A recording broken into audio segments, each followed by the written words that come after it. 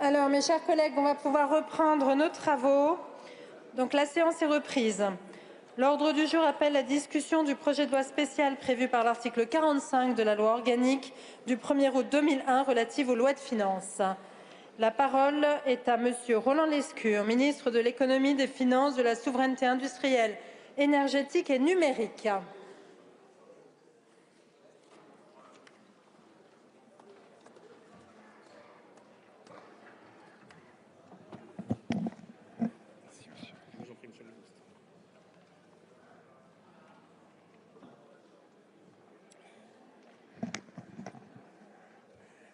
Madame la Présidente, Madame la Ministre, Monsieur le rapporteur général, et j'imagine que Monsieur le Président de la Commission des Finances n'est pas loin non plus, Mesdames et Messieurs les députés.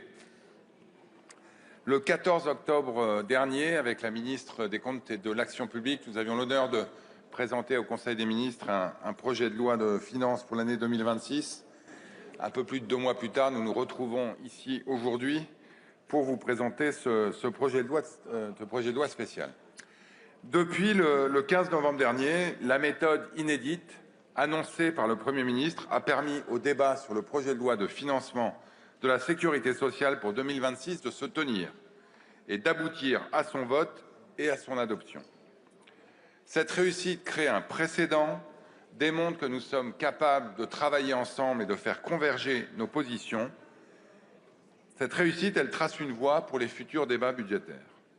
En revanche, vous le savez, les débats, les discussions à l'Assemblée nationale n'ont pas permis d'aller au bout de l'examen du projet de loi de finances pour 2026. L'Assemblée nationale n'a pas pu examiner la partie dépenses du texte et définir le budget qu'elle souhaitait. Je dirais même que sur la partie 1, vous avez plutôt annoncé le budget que vous ne souhaitiez pas puisqu'elle a été rejetée à la quasi-unanimité. L'échec de la commission mixte paritaire de vendredi dernier relève sans doute de divergences politiques, mais j'en suis convaincu, elle relève aussi et sans doute surtout de ce travail inachevé. Nous apprenons en marchant, notre culture politique évolue, prenons ces quelques semaines supplémentaires pour réussir à faire comme de nombreuses autres démocraties, trouver un compromis budgétaire. Mais attention, je vois poindre ici ou là une certaine accoutumance à la loi spéciale. Dire que le monde va s'écrouler avec la loi spéciale serait évidemment mentir, mais dire que nous pouvons nous en contenter plus que quelques jours ou quelques semaines serait un déni de réalité. La loi spéciale nous offre simplement le temps nécessaire pour prolonger les débats et nous permettre d'aller au bout de l'examen du texte. C'est la roue de secours qui nous permet de faire quelques kilomètres avant de pouvoir arriver à bon port, changer les roues et repartir de plus belle. Vous l'avez vu, dans notre situation, le projet de loi spécial, c'est un passage obligé qui poursuit 3 objectifs seulement. C'est un projet de loi qui tient en une dizaine de pages, 3 articles. Le premier permet de lever l'impôt, le deuxième de garantir les ressources nécessaires au bon fonctionnement de nos collectivités locales, le troisième de permettre à l'État de continuer à émettre de la dette afin d'assurer la continuité des services publics et de l'action de l'État. Je précise que cette loi spéciale n'équivaut pas à la reconduction du budget de l'année dernière. La mise en œuvre de la loi spéciale ainsi que des décrets de service votés revient à ouvrir le minimum de crédits que le gouvernement juge indispensable pour poursuivre l'exécution des services publics. Je rappelle par ailleurs que la loi spéciale ne peut pas modifier les barèmes d'impôt ou prolonger des dispositifs fiscaux de l'année précédente. Le Conseil d'État a été très clair sur ce point dans son avis rendu l'année dernière. Il l'a rappelé dans son avis sur le présent projet. Ce que ne fait pas non plus la loi spéciale, c'est d'autoriser des investissements nouveaux. Si on veut soutenir les filières automobiles qui font face à une transition historique dans le cadre de ce qu'on appelle le CORAC, si on veut soutenir les filières aéronautiques dans le cadre de ce qu'on appelle le CORAC, le financement des ordinateurs quantiques, la prime rénov', les investissements de nos armées que vous avez voté très largement l'année dernière, il nous faudra un budget, j'allais dire, un vrai. Si nous voulons prolonger la garantie de l'État à l'AFD pour la Nouvelle-Calédonie, la garantie émeute, la garantie de l'UNEDIC qui permettra à l'UNEDIC de s'endetter, là aussi, il nous faudra un budget. Comme l'année dernière, la loi spéciale ne peut donc être qu'une solution temporaire. C'est un texte de jonction, un pansement son maintien au-delà de janvier risquerait de fragiliser grandement l'économie française avec 3 incertitudes majeures que je souhaite partager avec vous. La première, elle concerne les finances publiques et le niveau de déficit. Nous devons évidemment nous assurer, ça a été dit et rappelé par le Premier ministre tout à l'heure lors des questions au gouvernement, que le déficit l'année prochaine soit au maximum de 5% du déficit du produit intérieur brut. Et vous le savez, vous l'avez compris, la loi spéciale permet de limiter ce que j'appelle le bon gras, les investissements d'avenir, l'investissement dans les technologies, le soutien aux investissements des collectivités territoriales, mais n'empêche pas, évidemment, ce que je pourrais appeler le mauvais gras de continuer à progresser, la hausse tendancielle des dépenses publiques. Incertitude sur le déficit public avec un risque de dérapage réel. Incertitude sur la croissance, ensuite, parce que nos chefs d'entreprise, nos ménages, face à un budget encore incertain, risquent de reporter des dépenses d'investissement. La croissance de l'économie française a été exemplaire jusqu'à ces dernières semaines. Faisons en sorte, mesdames et messieurs les parlementaires, que ce soit encore le cas. Et dernière incertitude, celle sur le financement. Nous avons des taux d'intérêt aujourd'hui en forte hausse depuis déjà quelques années, partout dans le monde. Les écarts de taux d'intérêt entre la France et l'Allemagne se sont stabilisés, ils se sont même un peu réduits. Faisons en sorte, là aussi, que la prime de risque politique qui pèse aujourd'hui sur les marchés et qui renchérit d'autant notre endettement puisse disparaître à jamais. Pour toutes ces raisons, nous devons nous réveiller le 1er janvier avec la même obsession qu'en se couchant le 31 décembre, faire adopter un budget pour la France. Il nous revient, il vous revient à présent de finaliser rapidement vos travaux. Nous reprendrons le travail là où le Sénat s'est arrêté afin de converger au mois de janvier vers un budget qui puisse être adopté du fait des échéances financières, économiques et électorales qui sont devant nous. Nous devons poursuivre nos efforts pour maintenir le déficit sous les 5%, seuil qui nous permet de rester sur la trajectoire qui permettra à la France d'avoir un déficit public de moins de 3% en 2029, ce qui permettra, j'ai envie de dire, enfin, de stabiliser la dette publique. Cet objectif, mesdames, messieurs les députés, il est ambitieux, il est atteignable, j'en suis convaincu, c'est notre devoir de l'atteindre.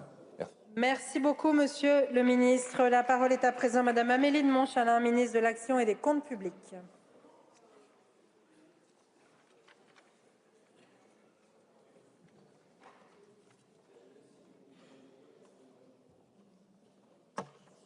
Madame la Présidente, Monsieur le Président de la Commission des Finances, Monsieur le Rapporteur général, Monsieur le Ministre, Messieurs les ministres d'ailleurs, cher Laurent, cher Roland. Mesdames et Messieurs les députés, nous voilà donc ici car la commission mixte paritaire qui s'était réunie vendredi dernier pour débattre du projet de loi de finances 2026 ne s'est pas avérée conclusive. Nous en prenons donc acte et nous vous présentons aujourd'hui un projet de loi spécial pour nous donner collectivement quelques jours supplémentaires pour donner au plus vite un budget à la France, car c'est une nécessité vitale pour notre pays. J'ai déjà eu l'occasion de le dire, le Premier ministre vient de nous le dire pendant les questions au gouvernement, la loi spéciale n'est pas un budget, ce n'est pas un choix politique, c'est plutôt même un non-choix, et c'est un non-choix que notre pays ne peut pas se permettre. C'est un service minimum qui a été pensé dans le cadre d'un processus budgétaire à l'arrêt, et c'est un service minimum qui ne répond ni aux urgences ni aux exigences des Français. Mais ce service minimum correspond à des risques maximums. Monsieur le Président Coquerel, encore hier, vous m'avez demandé en commission des finances de cesser, je vous cite, de dramatiser la loi spéciale. Mais je ne la dramatise pas, je présente simplement ici, devant vous, la représentation nationale, ce que nous encourons et ce que nous avons déjà subi au début de l'année 2025 en toute transparence. La loi spéciale, ce n'est pas le chaos, et c'est précisément pour éviter la crise que le gouvernement présente aujourd'hui cette loi. Mais cette loi ne résout rien, car sans budget, nous prenons le risque de ne pas pouvoir répondre aux urgences des Français, nous prenons le risque de ne pas pouvoir investir, et nous prenons le risque de laisser le pays immobile. Vous le savez, un service minimum n'a de sens que s'il est court dans le temps. Et le provisoire qui dure, c'est l'image de la politique qui hérisse nos compatriotes. Il serait indigne d'un grand pays comme la France que nous en restions là. La loi spéciale, mon collègue Roland Lescure vous l'a dit, ne comporte que 3 articles. Un qui permet de prélever les impôts existants, Un qui porte la reconduction des prélèvements sur recettes de l'État au profit des collectivités territoriales dans les conditions prévues dans la loi de finances initiale de 2025. Et un autre qui autorise les opérations d'emprunt et de gestion de la dette et de notre trésorerie de l'État. En un mot, c'est le strict minimum et c'est le service de la dette plutôt que le service de nos services publics et des Français. Cette situation aura donc des conséquences très concrètes et perceptibles dès le 1er janvier pour les administrations, pour les entreprises et pour les Français. Là aussi, je ne dramatise pas, mais je vous dois transparence. Transparence d'abord sur le fait que les investissements nouveaux seront à l'arrêt. Cela aura des conséquences notamment pour le ministère des Armées, qui ne pourra pas passer de nouvelles commandes, pourtant cruciales dans le climat de montée des tensions géopolitiques que nous connaissons. Également, un arrêt des investissements nouveaux prévus au ministère de la Justice et au ministère de l'Intérieur. Bien sûr, en revanche, et je veux ici rassurer l'ensemble des entreprises et des Français, nous continuerons à honorer et à payer les engagements passés. Je pense notamment au futur porte-avions qui pourra évidemment voir les engagements passés tenus.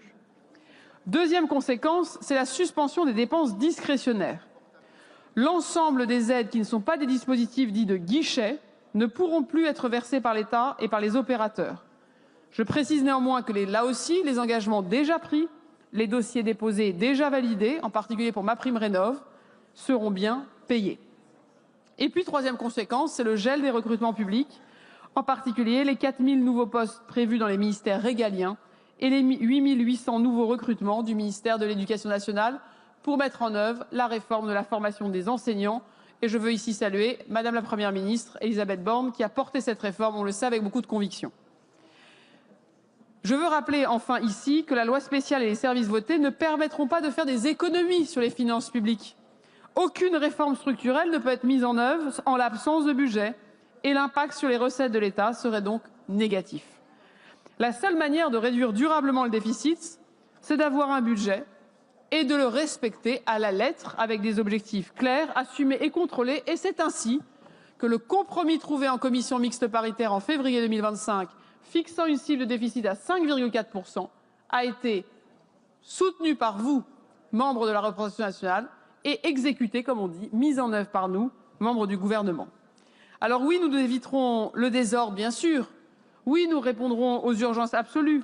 Oui, nous continuerons à soutenir les agriculteurs qui sont aujourd'hui, on le sait, très engagés et très menacés par cette nouvelle épidémie de dermatose contagieuse. Et nous les soutiendrons par les vaccins pris en charge, nous les soutiendrons par les indemnités d'abattage prises en charge, nous les soutiendrons avec un fonds d'urgence. Mais vous voyez bien que nous ne pouvons pas nous contenter de gérer l'année 2026 en ne gérant que les urgences. Mesdames et messieurs les députés, comme je le disais tout à l'heure, il ne peut y avoir ni de trêve ni de grève du compromis. La trêve de Noël ne peut être une trêve de la responsabilité, car chaque jour de loi spéciale sera en 2026 un jour de trop. Le chemin de compromis qui a été trouvé tant sur le projet de loi de finances de fin de gestion que sur le projet de loi de financement de la sécurité sociale est un chemin qui, je le sais, peut également être trouvé sur ce projet de loi de finances.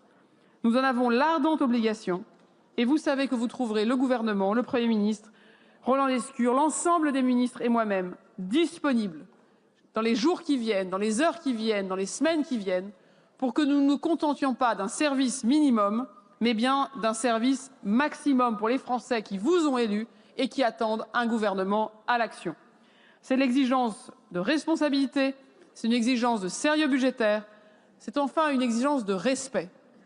Respect pour les Français qui ne comprennent pas pourquoi, dans la vie, partout en France, nous savons nous mettre d'accord et pourquoi, ici à Paris, dans les hémicycles, il n'y aurait que désaccord et blocage. Par respect, je crois que nous pouvons y arriver et par respect, nous devons y arriver. Je vous remercie. Merci beaucoup, Madame la Ministre. La parole est à présent Monsieur Philippe Juvin, rapporteur général de la Commission des finances, de l'économie générale et du contrôle budgétaire.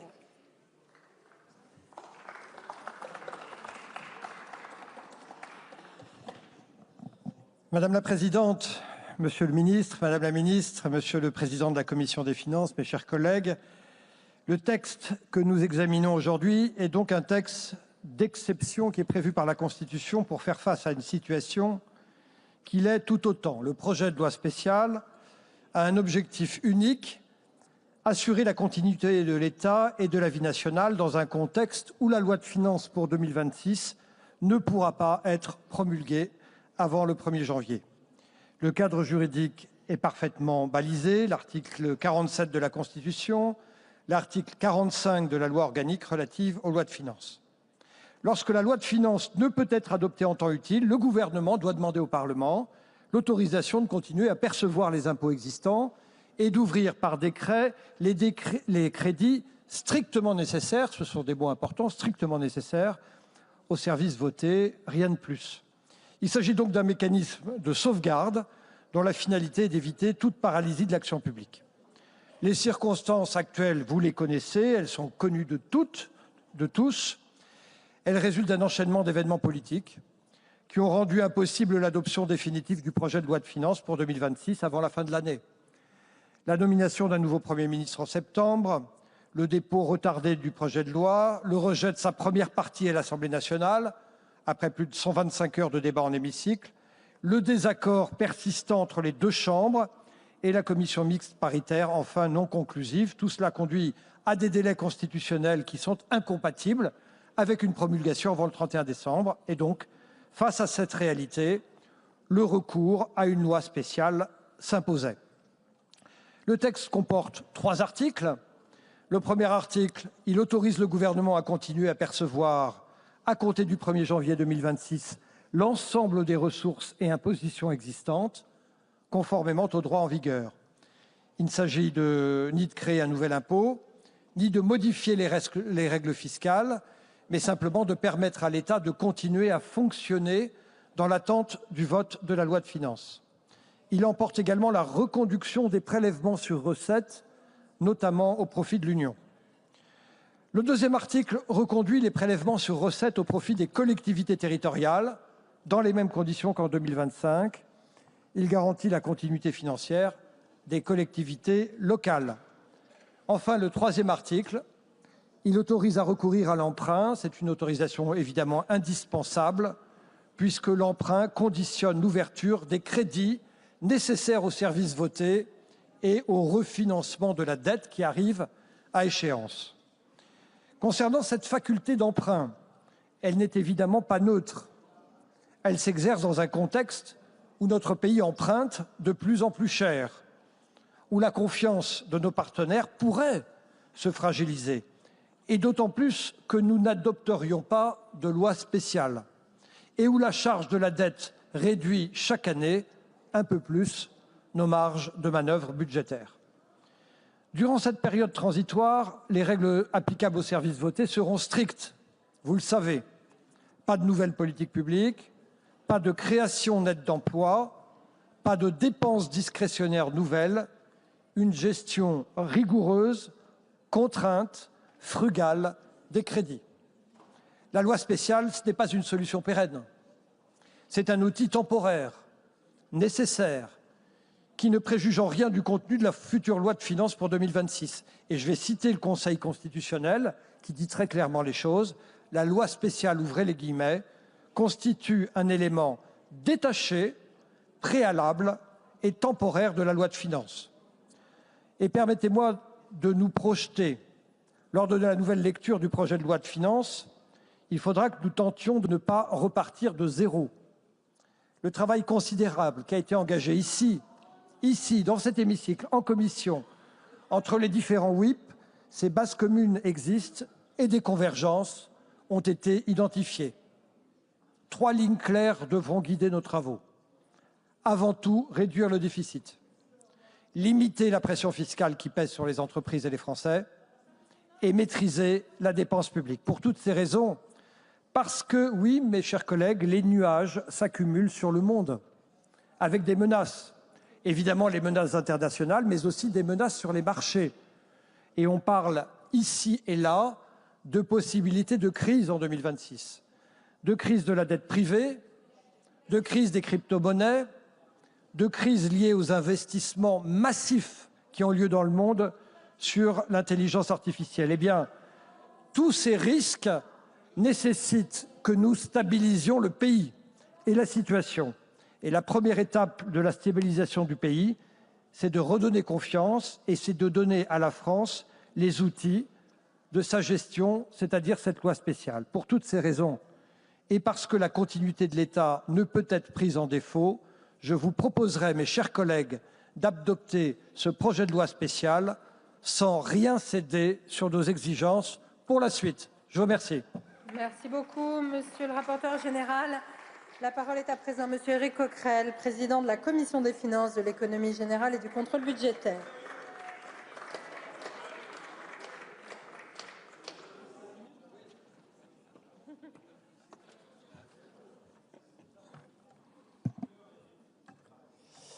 Bien, Madame la Présidente, Monsieur le Ministre, Madame la Ministre, Monsieur le rapporteur, chers collègues, comment en sommes-nous arrivés là?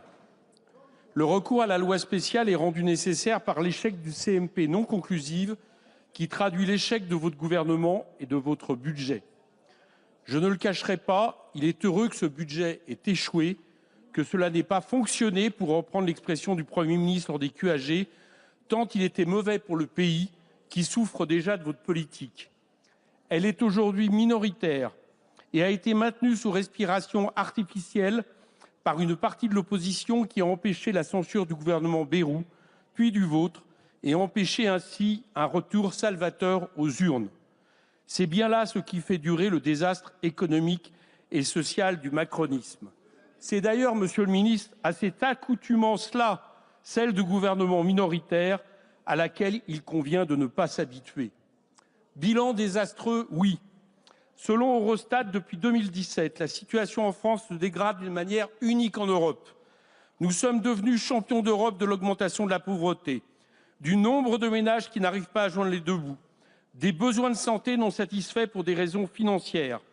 Et depuis 2017, nous sommes sur le podium européen de l'augmentation du nombre de personnes vivant dans un logement insalubre ou une passoire thermique. En France, aujourd'hui, un riche vit 13 ans de plus qu'un pauvre, d'après les dernières données de l'INSEE, suite à un accroissement de cet écart depuis 2017.